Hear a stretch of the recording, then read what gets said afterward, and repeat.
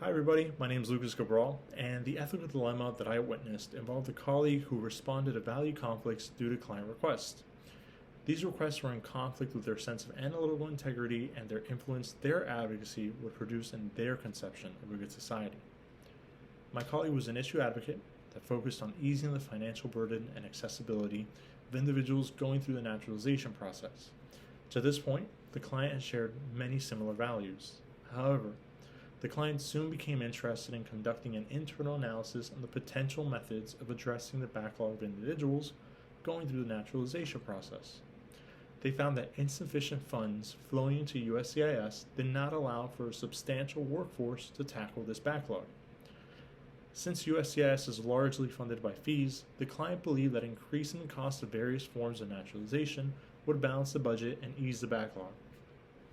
The client's stance on this remedy did not opportunistically benefit my colleague, as the analysis did not support the advocacy they believed made progress towards a good society.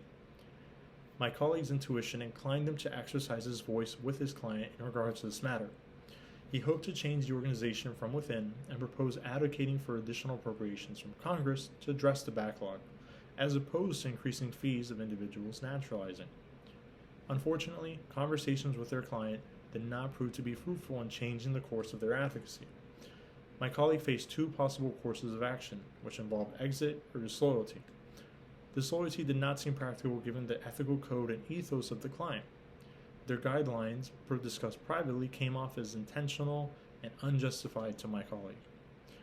This put them in an odd position.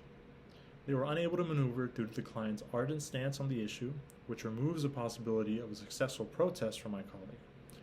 They faced additional personal pressure on deciding whether to comply or exit, as this was during the onset of the COVID-19 pandemic.